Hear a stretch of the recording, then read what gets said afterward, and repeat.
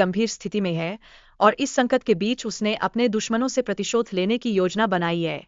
यह कहानी केवल एक पिता के गहरे प्यार को नहीं, बल्कि उसकी लड़ाई को भी दर्शाती है, जो अपने बेटे को बचाने के लिए हर संभव प्रयास करेगा। इस बीच लेडी बग, एक कुशल किलर, को एक बेहद महत्वपूर्ण और जोखिम भरा मिशन सौंपा गया है। उसे एक सूटकेस चुराने की चुनौती दी गई, जिसमें रोमांच और खतरे का एक दिलचस्प मिश्रण है। उसकी कहानी में न केवल चुनौती है, बल्कि एक साहसिकता भी है, जो दर्शकों को उसकी यात्रा में शामिल होने के लिए मजबूर करती है। अब एक नई धारा में प्रिंस नाम की एक लड़की का असली रूप सभी के सामने प्रकट होता है। उसके मासूम चेहरे के पीछे छिपा है एक खतरनाक अपराधी, जो विश्वास और धोखे के बीच चल रहे इस खेल को और भी जटिल बना रहा है। इस कहानी में हर व्यक्ति का असली मकसद छुपा हुआ है, जो अंत में सभी को चौंका देगा। प्रिंस ने योची को धमकी दी, जिससे वह व्हाइट डेथ के खिलाफ अपनी पंक्तियों में मजबूती से खड़ा हो सके। यह पल दर्शाता है कि कैसे प्रतिशोध की भावना किसी व्यक्ति के चरित्र को प्रभावित कर सकती है, जिससे वह अपने लक्ष्य के प्रति और भी अधिक हतोत्साहित हो जाता है। लेडी बग और वुल्फ की बीच की खतरनाक लड़ाई में बदला लेने की भावना का स्पष्ट प्रदर्शन होता है। यह दर्शाता है कि व्यक्तिगत दुश्मनी कैसे जटिल परिस्थितियों को उत्पन्न कर सकती है और हर कदम पर उन्हें अपनी रणनीतियों और क्षमताओं का परीक्षण करने के लिए मजबूर करती है। लेमन और तेंजिन का ब्रीफकेस की खोज में लगे रहना यह दिखाता है कि धन और शक्ति के लिए संघर्ष कितना तीव्र और अव्यवस्थित हो सकता है। इस कड़ी में उनके प्रयास दर्शाते हैं कि कैसे महत्वाकांक्षा कभी कभी खतरनाक मोड़ ले सकती है। प्रिंस और योची को जब एक ब्रीफकेस मिलता है, तो यह उनके लिए खतरों का संकेत बन जाता है। प्रिंस का इरादा उस ब्रीफकेस में बम लगाने का होता है, जिससे कहानी में और भी तनाव और उत्तेजना जुड़ जाती है। यह जोड़ता है दर्शकों को एक ऐसे मोड़ पर जहां किसी भी क्षण कुछ भी हो सकता है। लेडी बग ने लेमन की पहचान छुपाने के लिए एक चाल चली और टेंजर के साथ नकली ब्रीफकेस लेकर गई। यह योजना उनके लिए व्हाइट डेथ के गुंडों से बचने का एक महत्वपूर्ण तरीका बनती है।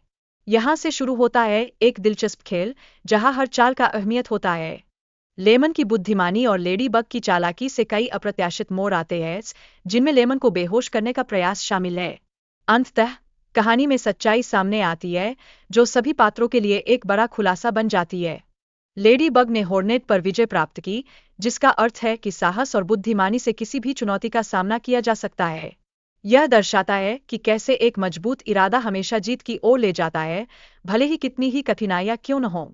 टेंजर ने लेमन की मौत का बदला लेने की ठानी, जो व्यक्तिगत प्रतिशोध की कहानी को एक नई दिशा देता है।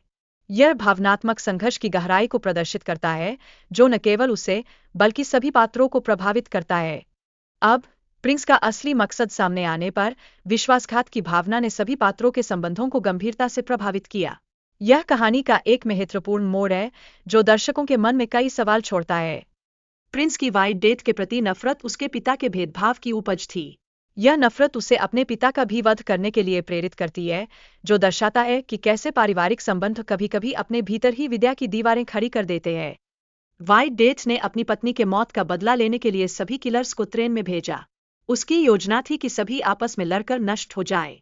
यह योजना एक माफिया की कुटिलता को उजागर करती है, और इससे यह स्पष्ट होता है कि वह किसी भी कीमत पर अपने प्रतिशोध को पूरा करना चाहता है। उइची और उसके पिता ने व्हाइट डेथ के गुंडों का सामना किया।